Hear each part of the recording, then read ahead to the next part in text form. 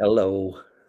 This is exciting. So I'm on the other end of the camera today, but Yeah. this is awesome. We're going to talk about the three things that you need to do to be awesome on camera, Yes, which please. is a great topic because with all my students, it's one of the first things that I talk to them about, and there's really a couple key secrets. I think you've just got to feel the fear and do it anyways is kind of the big thing because it's not something we're accustomed to being on camera. No, Not everybody's camera ready.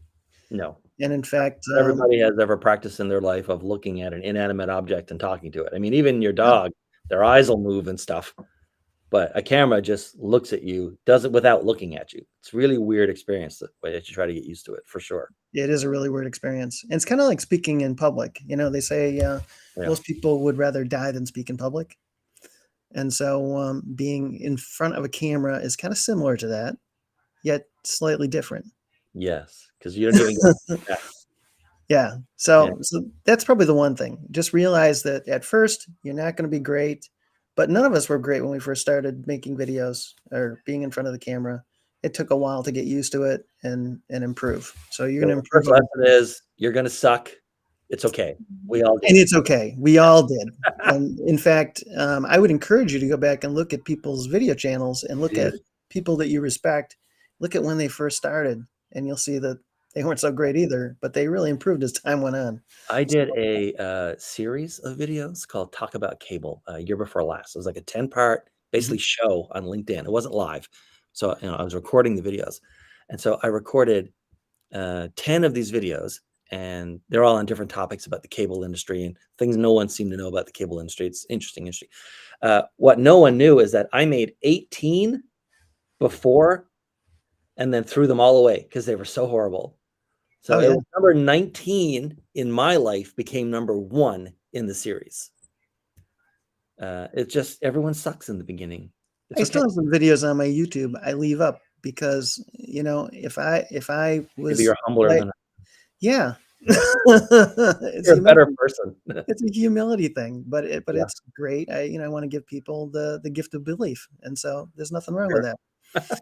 So that's number one. So number two is we all have like this great little mobile photo studio that we carry around in our pocket Yeah. called our phone, and you can actually practice doing videos on that. And it's the other thing I would say is practice using whatever format you're using to create your videos. So in other words, if you're going to make TikTok videos, make them in TikTok. Get used to the controls. Don't worry about what you're going to look like, but just go make the videos anyways.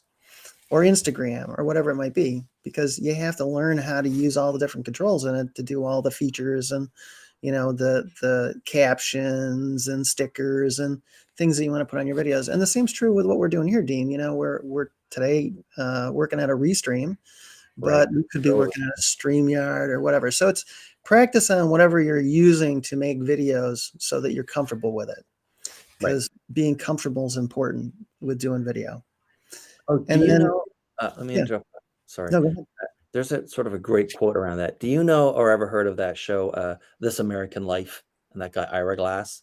No. On NPR. It's like I mean, it's a well-regarded show. It's been on for like, I don't know, decades. Hmm. Anyway, he has a really great quote about this when he's talking about people who are creating stuff and getting started creating stuff. And he says, "What no one tells you is that the reason you're interested in creating stuff and you want it to be good is you have good taste, but you Hmm. do not have the skills and practice yet to make stuff that is as good as you think it should be. And it's very easy uh, when you're starting out to give up because you're like, I just can't do this. Like I make these videos, I do these one-offs, whatever, and I can never. Like it's in my head, I know what it should be like, and it's not like that. Mm. And that's exactly what you were, I think, just talking about, right? Part of it is just Yeah. getting the tools out of the way because the tools ultimately don't matter. Learn enough to get going, and that's enough to get going, right? But Yes. also just understand that. I mean, TikTok's a great example, right? You look at TikTok videos, and the ones that are being fed to you by the algorithm are either fun or they're interesting or they have a high production value or something, right? And like, but those people didn't start off by making videos of that quality, No. right? And Nobody so did. nobody does, right? So you've got to like get through the sucky part of making all of your crap videos before you make decent ones, and then good ones. Yeah. So I'm And actually gonna everybody goes through it. end up adding an extra one, I think. Mhm. So, Well, then instead of what's the third one? so consistency is key. Oh, yeah. So the big thing you want to do is make consistent videos on a regular basis. So like even you and I had decided, hey, let's make some videos on LinkedIn and some of our other channels Yeah. that would be helpful to people, and let's do them consistently on a daily basis. Right. So why is that good? It's good for a couple of reasons. It tells the algorithm, hey, Dean and John make videos on a regular basis. That's good for us, because then places like Facebook and LinkedIn, they go, wow, we should reward them because they ping the algorithm. They're using, our tools to make videos on a regular basis. So the different channels and different places that we syndicate our videos like it when we are consistent. Yeah. And also, if you remember yesterday, right, my morning got away from me with a bunch of client related stuff, and it was 11:45, and we go live every day at noon, right? For Right. whether we Yeah. not video, whether we right. And I when we were sort of in the studio waiting to press the button to go live, I said, like, I thought really hard that, nobody even knows that we've committed to go live on that day. If we didn't go live, no one would notice, I don't think. But uh, and so there's really no immediate downside. But the point is consistency, right? You're the person who commits to the schedule, or you're not the person who commits to the schedule. And Yeah. if you're the person who committed, then you do it, even if you just have to like hit a button and go live, because you committed to be there. And so, yesterday was a great example of that. Yeah. It's important, and then get a buddy to work out And it with you. really helps for accountability if you do it. It helps for everything. It Yeah. helps you to practice. You're practicing with somebody who's familiar with you. You're familiar with them.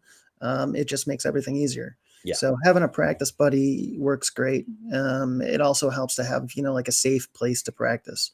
Right. That's one of the reasons I said practice on your phone. So you're going to suck, number one. Yep. Number two is get used to the tool just enough so that you get started.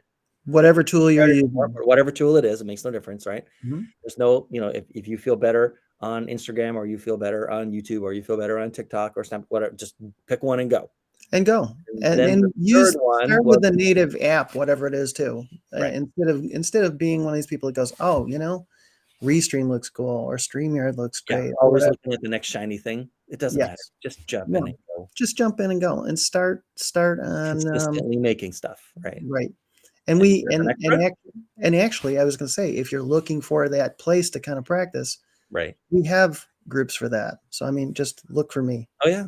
and ask, because we have challenges that are coming up and different things where you can practice and do this. Right. So go ahead. I'm sorry. Well, those were the three. You said you might have one more. Those are the three. Oh no, I added the one more. I said get a buddy. Oh yeah, that's right. Yeah, get a buddy. Yeah, for accountability. It really does help a lot. Like Helps a anyone who's huge watching this, get a amount. buddy. Yes. Makes all the difference in the world, especially if you have a buddy that has some reciprocal ties to you. Like you and I, the reason we work great together is because I work on the technical side of webinars and video, and then you script those things out. I'm the front of the camera person for the most part. Yeah. Behind the camera person. Yeah, and Dr. V and I work well together because he's more of the talker and I am not that person. I make a great sidekick, I find, but not that I can't talk on my own. I mean, I used to do lots of presentations, but Right. you always have like a friend who really likes to talk, or Yeah. never runs out of things to say. Yeah. Yeah. Help people. I'm kind of somewhere in between there. Right. But all right then. That was 3 plus a bonus one. there you go. Yeah, this was a last minute idea. I'm glad we did it. That was helpful. I'm glad we did it too. All Thanks right. for the thought. Thanks. Bye everybody. See you. Bye everyone.